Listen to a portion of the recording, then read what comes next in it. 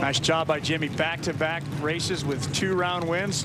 Beauty is the third one here, if he can get it, would be the national event Wally. Eddie Krawick, one of 2 Screaming Eagle Vance and Hines Harley Davidsons in this group of 4. Hector Arana Jr. aboard the Lucas Oil Buell.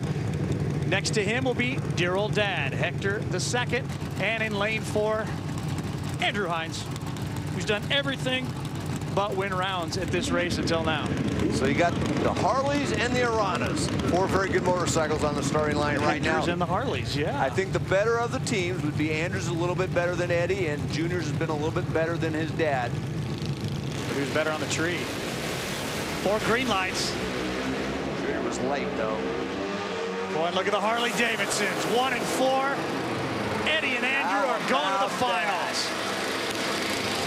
So it's Matt Smith Racing that will take on the Screaming Eagle Vance and Hines Harley Davidsons. 2 Buells, 2 Harleys. A shot in the arm for what this team needed. They revamped everything over the last couple of years. Well, and they ran well. And the difference was this week in coming in is they had better reaction times. I think the cars are reacting a little bit better off the starting line than they were in Gainesville and still making that good horsepower on the other end. So as previously talked about, Matt Smith Racing versus the Harleys, where Eddie Krawick will pick his lane first. Wow. It has been exciting today in the 4-wide nationals. But next time around, Gary Gerald, in the finals, you have to be first. That's the only one we're looking at next. It gets here awful quick, doesn't it? On a Sunday afternoon in Charlotte, the 4-wide format, it keeps everybody buzzing. Getting an all-important hat change here for John Hall. You're going to a final with a chance for a Wally. Assess your day thus far, please. Yeah, great day. It's always a great day when you're running for a Wally, and I've been battling some pollen issues, so I think a Wally will help that. Yeah, allergies, boy, a lot of folks have been battling that. Scott Polachek, any concerns, apprehensions, problems for you and your camp? We're just happy to have this MSR team, Johnny and I, in the final against the Harleys. You're racing these S&S Buell motors, you know, NHRA, Mellow Yellow. This place is awesome. I love this guy. We're doing great. Well, and the guys right behind you will be your opposition in the next round. We'll chat with them in just a moment.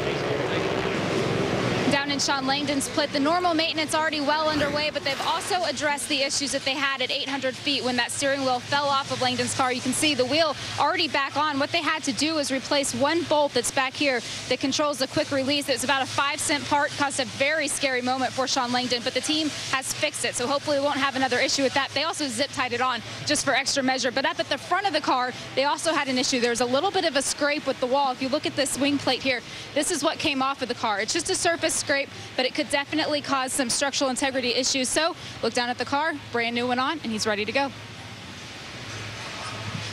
The Monday after Las Vegas, almost 2 weeks ago, Ashley Force Hood got in her sister's funny car and got her license back. In fact, Ashley, a 4:01 on just a few passes down the track. You still got it, I guess. It went a lot smoother than I expected it would go. We had a great day of testing. All the runs we made, we were really happy with. I felt really comfortable in the car, and the biggest thing I was worried about was I wanted to get my license new, but I didn't want to do anything to mess up that team in that car because they're in the middle of their season. And so thankfully everything went really good. Some of the guys on her team used to work on my team, so it was kind of like old times to be back there running. But this time in the Traxxas funny car. Speaking of old times, you were the first woman to win in a funny car. Women are closing in on the number 100 as far as wins go. What's it mean to you personally to have been part of that history? It's really special and really makes me proud of NHRA drag racing. That it's almost old news. Of course, women are in the sport. That's, you know, it's been like that for many, many years because of the great gals that started, you know, Shirley and the girls that paved that way. When we get out here and get to race, the people are supportive of us and they're proud to have us out here. And it really shows how far our motorsport has gone, especially compared to a lot of the other motorsports. It seems like we have quite the diversity here, and I'm really proud that I get to be a part of that history. Closing in on 100 wins for women in drag racing. And where did that diversity for the females begin? Way back there. Boy, Jacob John is getting big. It started with Shirley Shahan. 1966 Winter National Stock Eliminator, the Drag-On Lady, got the first NHRA victory for a woman.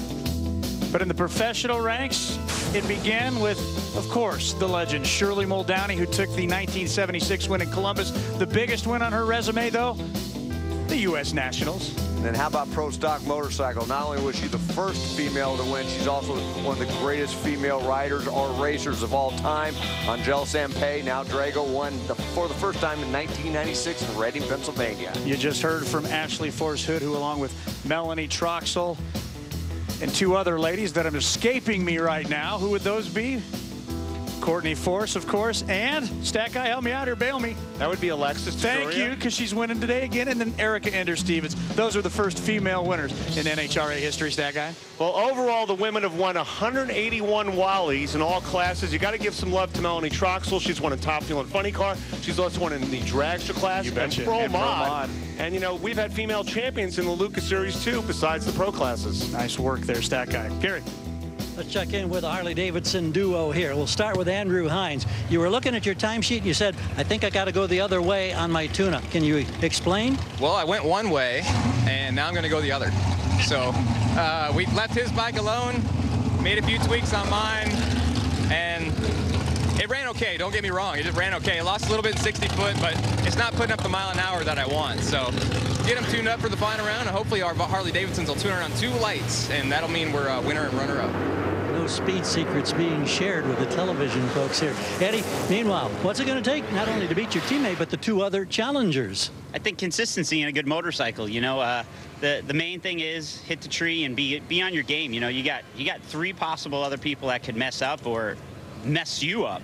So there's a couple wrenches thrown into the mix here, but you know, good thing is we got our Harley-Davidsons going to the final round here. Andrew and I are excited. We got good race bikes, and we're excited for this season. See you in a while.